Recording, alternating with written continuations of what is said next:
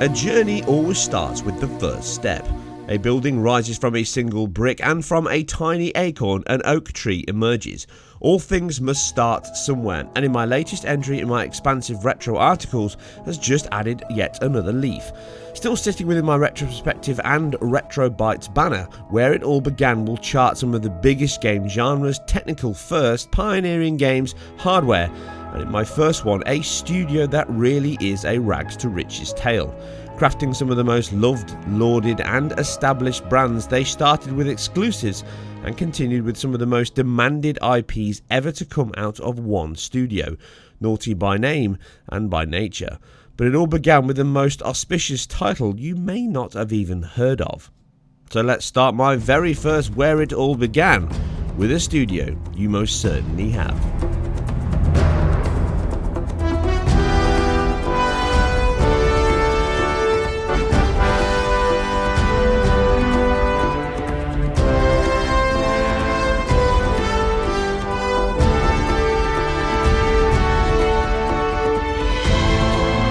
Jason Rubin and Andrew Gavin were high school friends, and thanks to having a keen interest in the then blooming home computer market, they developed an interest in games via the Apple II, which pushed them into understanding how they worked by getting under the skin, small changes at first, then bigger ones, something I can heartily relate to and mirrored my own interest into programming and development, albeit without the huge success that they achieved.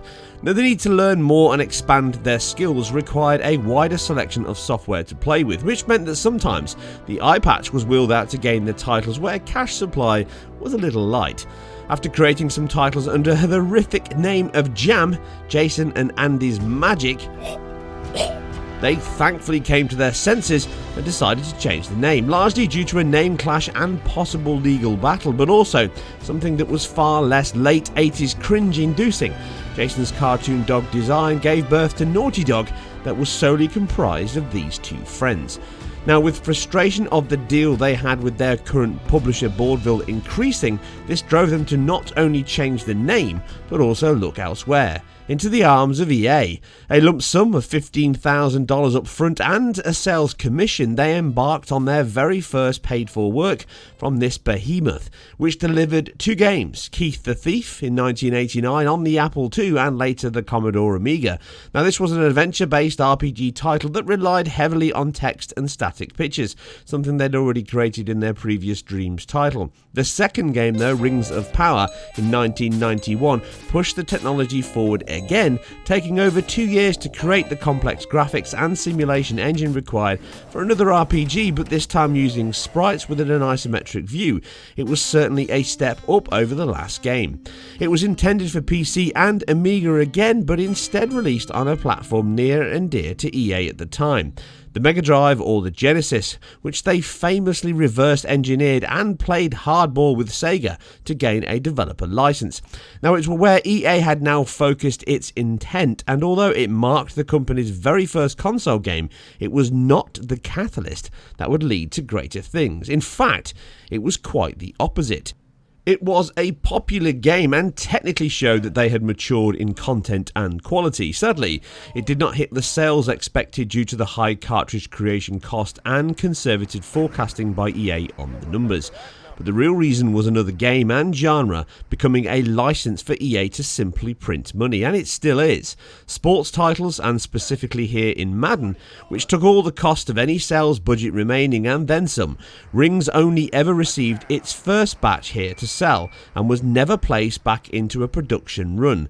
Leaving the duo despondent once again, they gave up on games making to pursue other avenues, which almost ended the story way before it even began.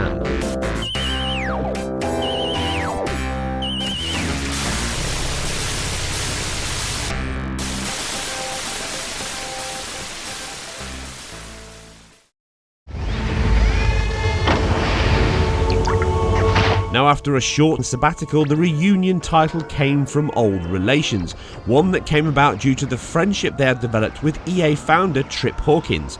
After a wealthy split from the company he founded, focusing on repeating history with his new venture, a small thing called the 3DO that was set to flip the console world all on its head.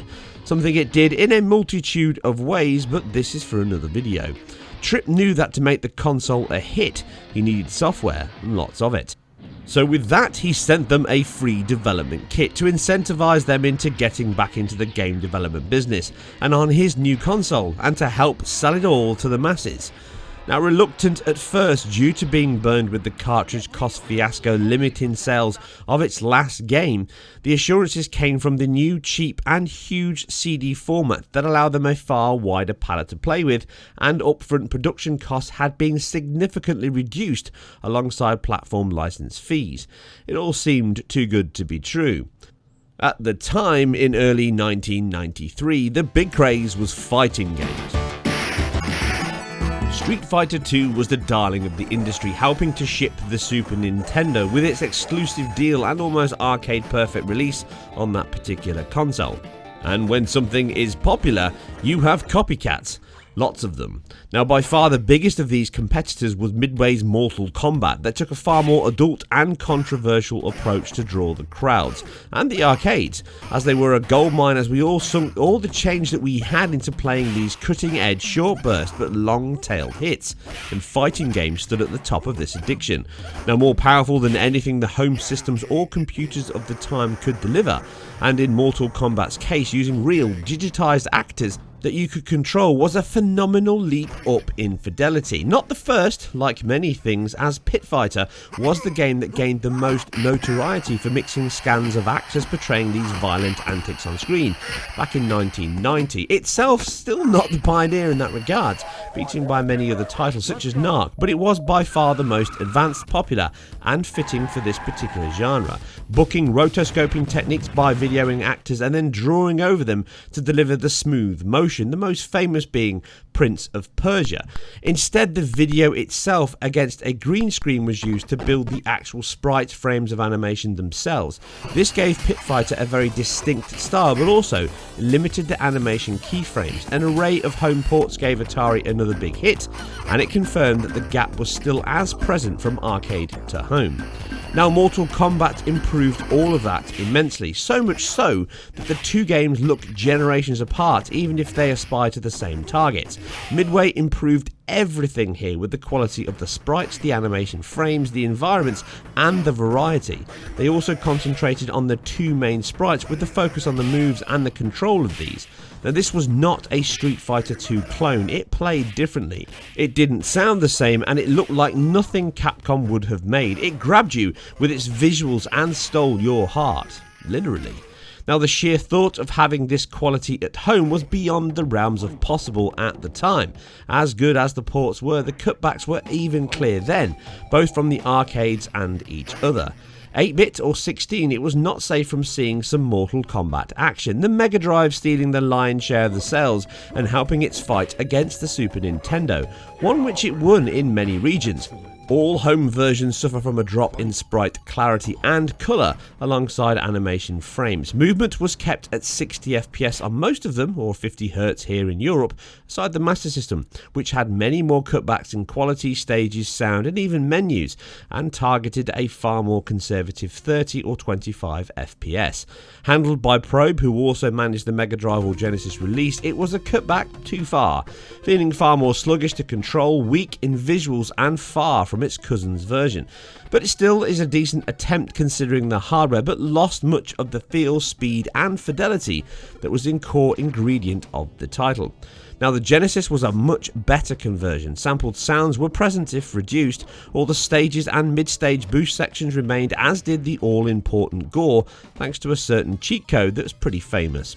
But sprites are smaller, animations are cut in half, and background animations and details are cut back, such as the clapping in the tournament stage, itself a sample from the Enter the Dragon movie, which also mirrors that film's monk setting to viewing the combatants.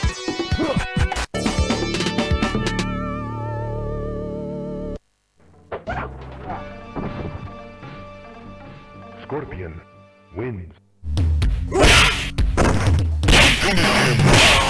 Johnny Cage win. But the general feel, look and action from the arcade was all present and correct. The biggest weakness came from the console's 61 colour limit, which is much harder to hide when you're using digitized sprites and backgrounds, as you see here.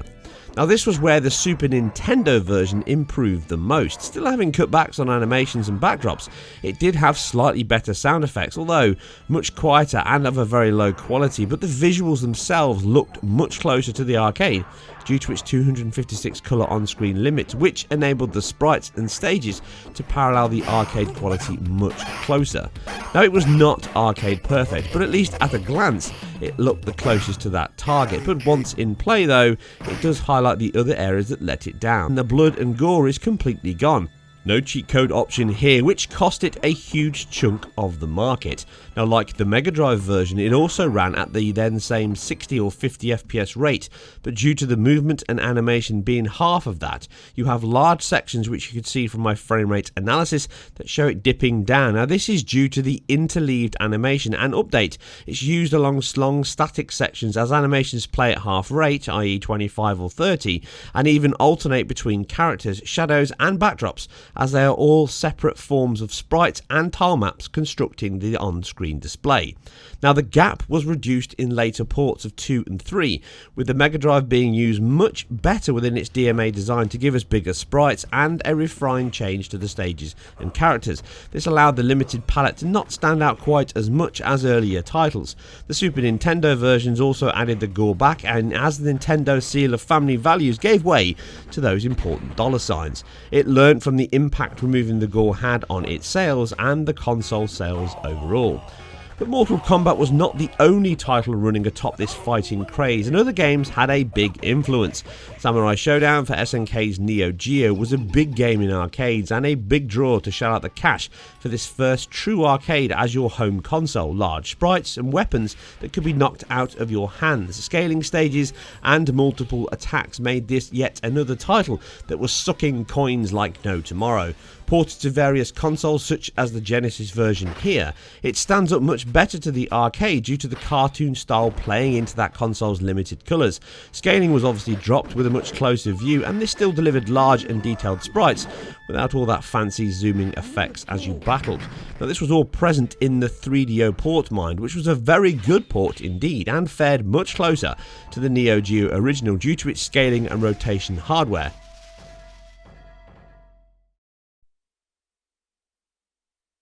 Now, from all the current popular influences going on at the time, Naughty Dog picked the safe choice and went with the status quo. As Mortal Kombat was not 3DO bound, it felt like it had a large market to fill. Demand for a violent digitized battler would be high, and this new 32-bit console with hardware, sprite scaling and rotation, texture map 3D and almost limitless and cheap CD technology would allow them to go crazy. Other consoles of the time actually had a similar situation, making games that targeted this same Mortal Kombat digitized action, and some of those were also pretty poor.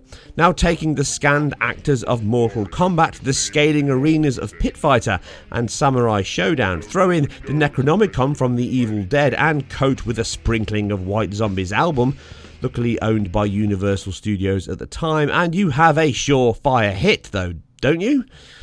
Well, the 3DO hardware was very, very new. Being designed by Amiga creators Robert McCall and David Needle, this was another bold step forward. But as this was a licensed platform architecture and not being built and sold by the company themselves, the development process and more importantly the environment were not quite as mature early enough for many developers to ship at launch. Right up to the last minute, changes happen that cause issues, and these mean delays.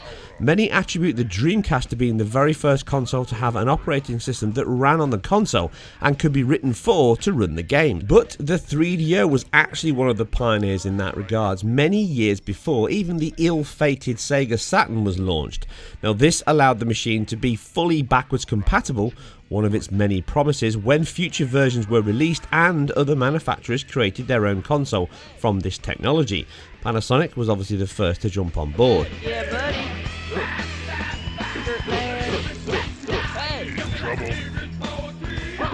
The operating system shipped on each game's disc and could not be bypassed. All application calls for the file system, the sound driver, the graphics card and effects all had to go through the API and kernel. This was not a to-the-metal machine, with the aforementioned issues causing some early games to have small bugs, ranging from sound pops to erasing all your other game's saved data. Naughty Dog were also foul to this process, but the most pressing on the team was budget, or lack of. A rumoured $100,000 was spent to make the title, with budgets so short that Jason Rubin and Andy Gavin themselves appear in the game, alongside friends and family and actors, to complete the game's 12-character lineup, with some extra hidden characters. Now, without the option to chroma key the actors using a studio green screen, something you see in many movies and games alike where the background can be easily chroma keyed out so you don't have to cut around the outline, and this effectively gives you a free way to just take what you want and ignore the rest, or composite it with other images, visual effects or CGI. In this case, taking that out and putting them into the game. Now, even though they did most of their character animation using this method, they did still use rotoscoping at certain points for some of the characters that aren't really based on human design, even if they use human movements. Andy Gavin was used to rotoscope one of the characters in the game, and it was drawn over his actions, even if it wasn't actually a character being digitized into the game. So all of this green screen option wasn't available, so instead they hung a sheet in their apartment and filmed all the moves and poses from here, crafting their own outfits using cheap homemade garments, which was a successful result, all things considered. The high quality display resolution and colour depth of the 3DO, relative to the current 16-bit machines of the time, meant that it could deliver sprites and details that were easily as good as the arcade version of Mortal Kombat. It still uses sprites to portray the actors, and these move across the limited set of animation frames they had. Limited down because they wanted to have a huge variety of moves. It also meant that some actions could be very wooden. Visually, it pushes more than Mortal Kombat in both character details, colour depth, size and backgrounds, also adding far more interaction and animation touches, such as the falling snow in the dojo to the tombstones of the graveyard. Presentation was one area they really pushed over Mortal Kombat. No longer a story written in plain text, now you get an animated skull, self-scripting books and spinning mountain tops in smooth FMV and speech. It certainly looked the part and sounded the part.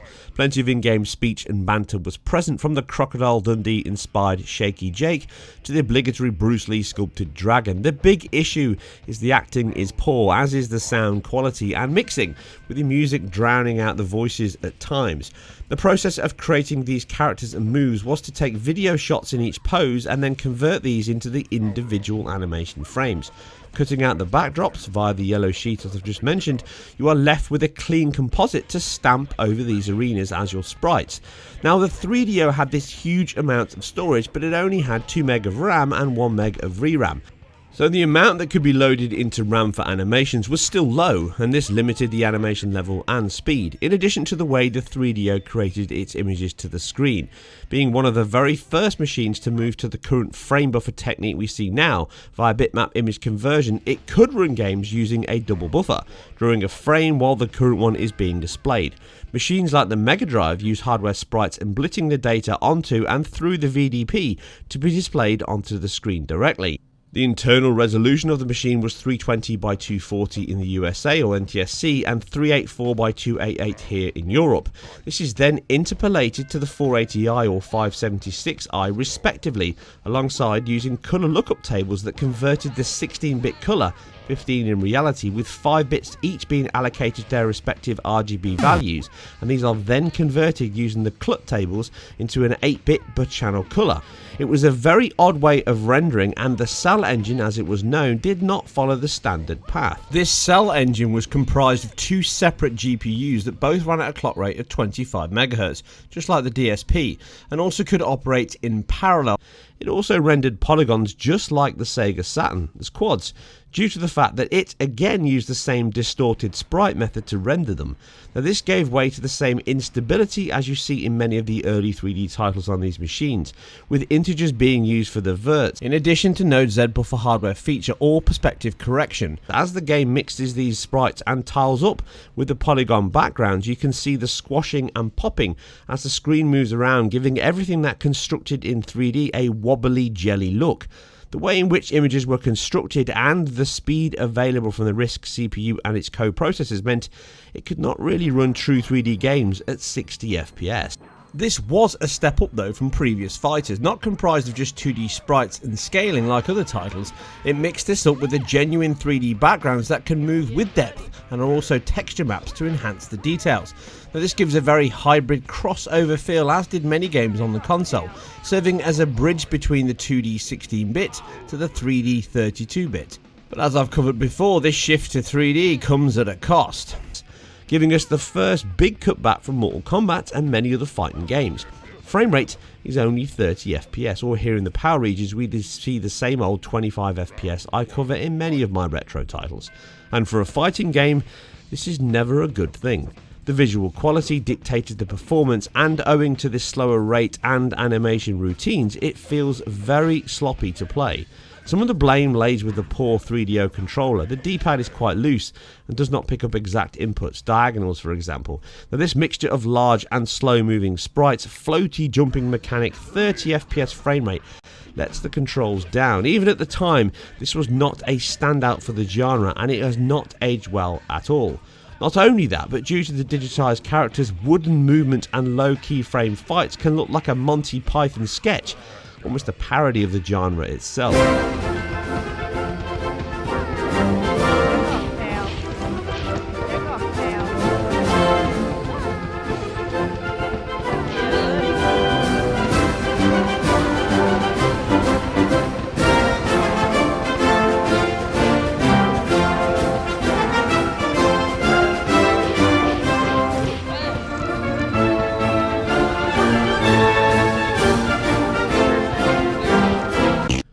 Jumping to the Genesis version of Mortal Kombat even feels much more responsive, as does the Super Nintendo version. It may not look as detailed or technically impressive, but for a fighting game you live and die by the controls and the flow of combat.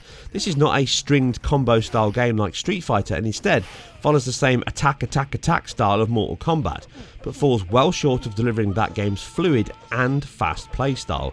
Now this would not be a total loss if not for the awkward move list and almost impossible fatality controls that let another feature of the game down. The programming skills of Andy Gavin, complete with his AI degree, made him a great fit for generating excellent AI for the CPU controls enemies, and he doesn't lean on the input reading that many games covered, such as Eternal Champions, which is terrible, simply blocking every time you press attack.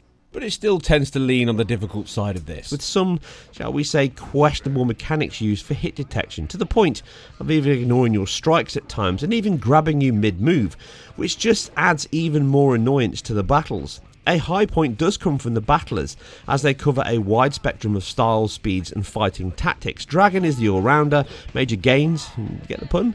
Is the strong wrestler that can drain huge chunks of energy in one move. Projectile attacks are used across many of them, alongside some magical teleporting skills, but many of the moves feel like cheap copies of the others.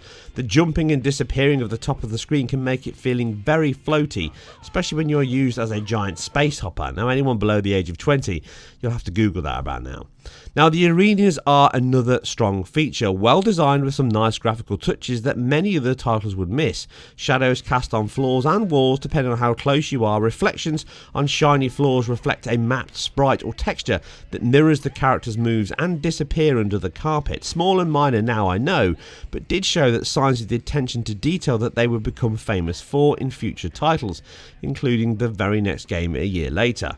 Now the visual quality all came from Jason Rubin's talent. He was the artistic drive behind the Naughty Dog team, and Andy Gavin was very much the brains and the programming skills. Being very talented and a good split between the two styles there meant that their games always looked and played technically and proficiently very well, even if the quality here was a cheap port of a game that really didn't deliver the goods of some of the other battlers available at the times. It was far from being the worst of the lot though, No, they sit on some other consoles, that's for sure. The scaling effects do come across as more of a gimmick in play though, but played to the hardware strengths. The fight pit level also has a nice scenery based fatality and a bobbing arena that drops the edges as the battle commences. It does use arena based fatalities quite often in fact, which is another tick in the game's favour, showing that they were aware of what the audience wanted. Visually it is a very good looking game. In stills, sprites can be huge and are very detailed with its 256 colour palette, not limiting the quality at all, something that still beats some of the other later titles on the PlayStation and Saturn, which kind of went full circle with StreetFighter the movie actually being influenced by Mortal Kombat and then having its own digitised sprite battler. Sadly, it was not much better than the movie itself, but hey, Capcom managed to complete the aims of Midway with a Jean-Claude Van Damme fighter, and you always know he delivers the kicks on screen.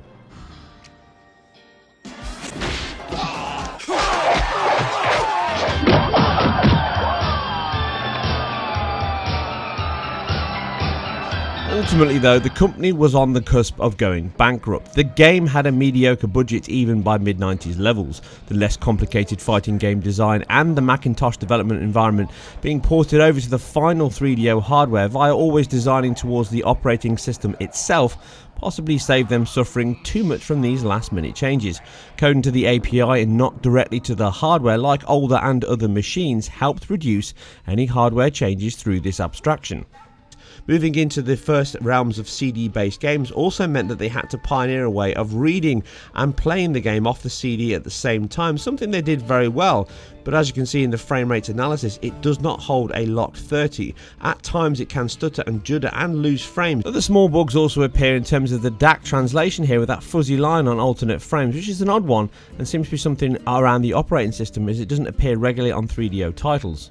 Now even though this is a poor man's Mortal Kombat, it still filled a hole on the 3DO that would have been very wide if not for this plugging it, being the catalyst though for Naughty Dog that we know of today, as they made this game all on their own with no investment from any other publishers, instead taking it to trade shows to try and gain a publisher when it was almost complete. They caught the eye of Universal, who wanted to get into this new gaming business. They signed the game, and even though it may not have been a huge hit, it was more than big enough for them to place them under the wing of one Mark Cerny, set up an office on the Universal lot and collaborated on a title that would have them crash into the history books big time. But that is a story for another day. Having access to a full 3DO machine in the title may not be available for everyone though, so you can use emulators. In this particular case, I'm using the freely downloadable 4DO, which supports many games, although depends on the various games and titles themselves how successful they are. In comparison to the original 3DO machine, it's obviously a much sharper image overall, and it runs at a pretty much lock solid 30 FPS. You can also increase things like the CPU speed and emulate faster machines to see what the machine could actually achieve, but you're still capped here at 30 FPS in this particular title. You do get some bugs and issues in the title, certainly how it renders the image is vastly different to what it was on the 3DO itself, but it's a decent job, and it's certainly a playable enough version of Way of the Warrior to not really require the hardware itself, but you obviously miss out on that visual appeal, the clunky controls and the other aspects of using the original hardware, but it is a damn sight cheaper to use emulation. They're not always this successful though, with other titles having various levels of success. This is one of the better ones running on the 4DO emulator.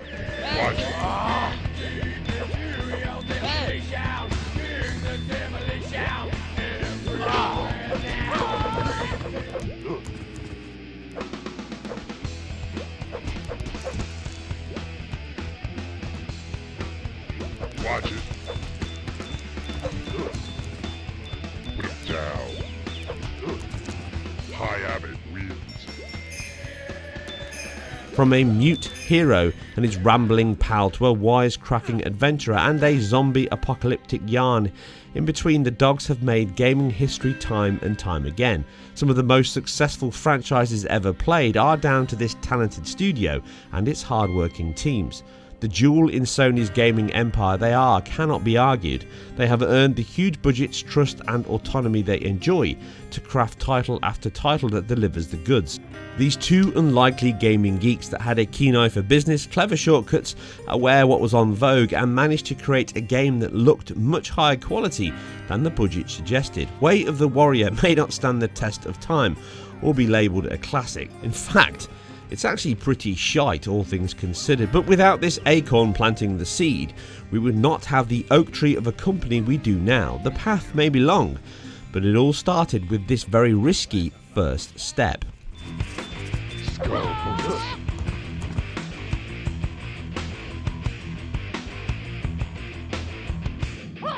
Dragon wins.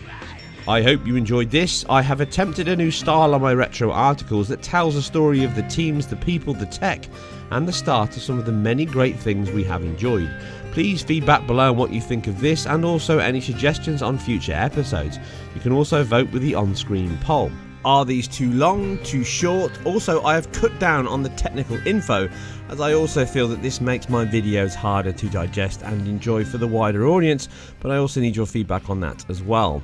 On top of this, I'd also like to thank my faithful collection of patrons that you can see scrolling up the screen as present. Without them, I would find this much harder to do, so if you can support me and help them, then please give whatever you can on my Patreon link. I am completely self-funded and independent. And as always, if you guys and girls enjoyed this, please like, subscribe and share where appropriate. And if you've got a hunger for more retro articles, then please be sure to check out the examples on screen of my other videos and in the description below, and more on my website which you can read as well. And you can follow me on Twitter. You guys and girls take care, play hard, game fast, and we'll keep rolling with the retro. I'll catch you on the next one. 10 seconds.